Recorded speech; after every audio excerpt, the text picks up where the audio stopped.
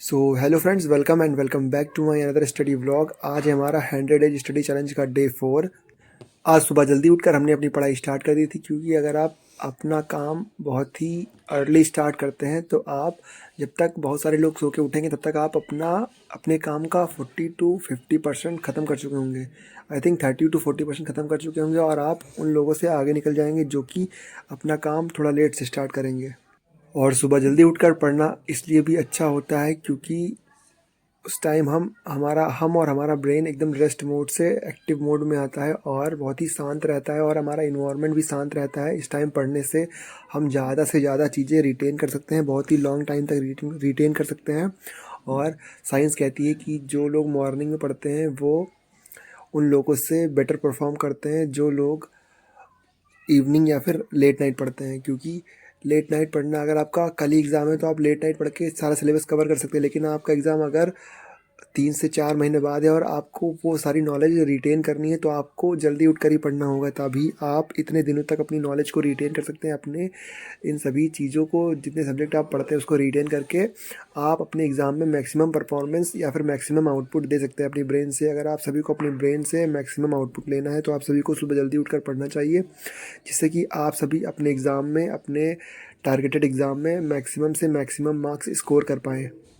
और जो लोग इस साल किसी भी एग्ज़ाम के लिए प्रिपरेशन करना स्टार्ट कर रहे हैं या फिर जो भी बिगिनर लोग हैं और अपनी तैयारी स्टार्ट करना चाहते हैं, उनकी एज 18+ है और किसी भी गवर्नमेंट जॉब के लिए प्रिपेयर करना चाहते हैं, तो आप सभी के लिए 2-3 चैनल बहुत ही अच्छे चैनल हैं। जैसे कि मैथ्स के लिए आदित्य रंजन सर, गगन प्रताप सर, राकेश यादव सर, ठीक है।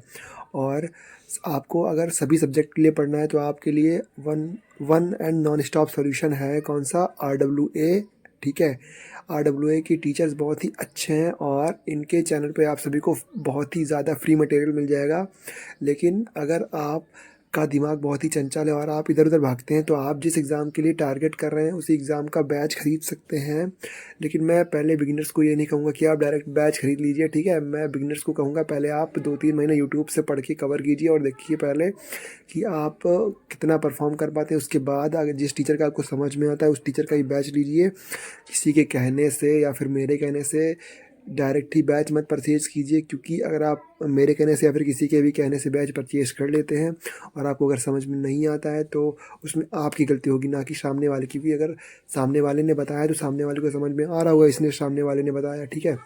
और हमने आज अपने फर्स्ट स्लॉट में मैथ्स और रीजनिंग को कवर किया, जिसमें मैंने मैथ्स के 2 लेक्चर कवर किए और रीजनिंग का भी 1 लेक्चर कवर किया। उसके बाद मैंने जितना लेक्चर कवर किया था उसके नोट्स बनाए और उसको फुल रिवीजन किया और अच्छे से एक एक कॉन्सेप्ट फिर से रिवाइज किया, ताकि मैं जब क्वेश्चन लगाने के लिए बैठूं तो कोई भी कॉन्सेप्ट ना भूलूं। Look in the mirror, that's your real competition. Hello everyone, I am back.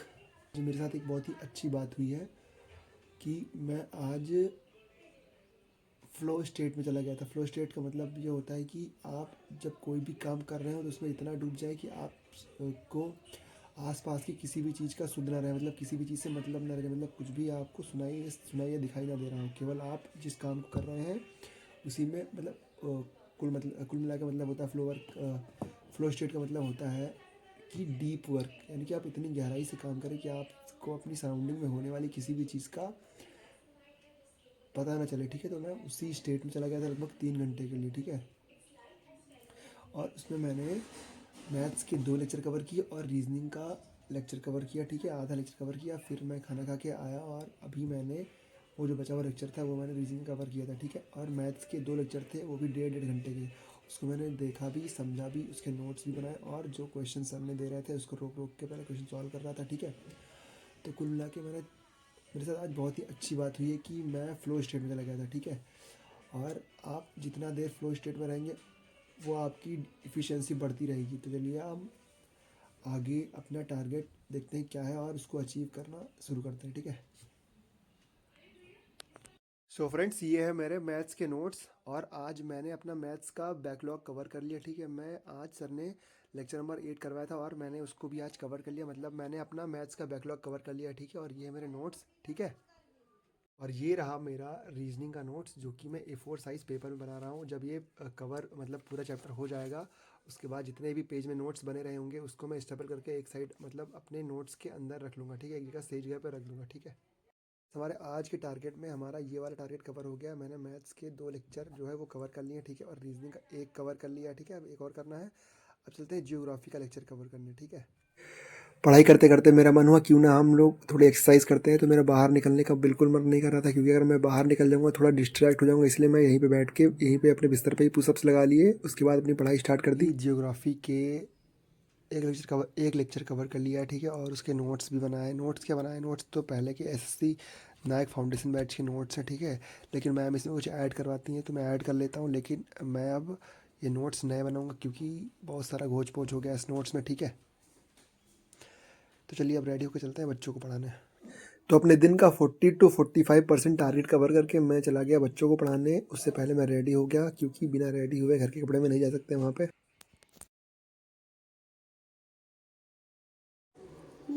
फिर कोचिंग से वापस आते टाइम मुझे मेरा दोस्त नितिन मिल गया। नितिन ने कहा मार्केट चलो, तो मुझे भी थोड़ा सा काम था तो मैं भी मार्केट चला गया। वहाँ पे हम लोगों ने कुछ शॉपिंग करी, जो भी सामान हम लोग खरीदने थे, खाने पीने के सामान और जो भी डाइट का सामान होता है या फिर घर का सामान, जो भी घर वालों ने कहा था वो हम लोग लेके और घर चले आए। उसके बाद की पढ़ाई मैंने रिकॉर्ड नहीं की। तो मिलते हैं किसी नेक्स्ट टॉपिक, के लिए धन्यवाद।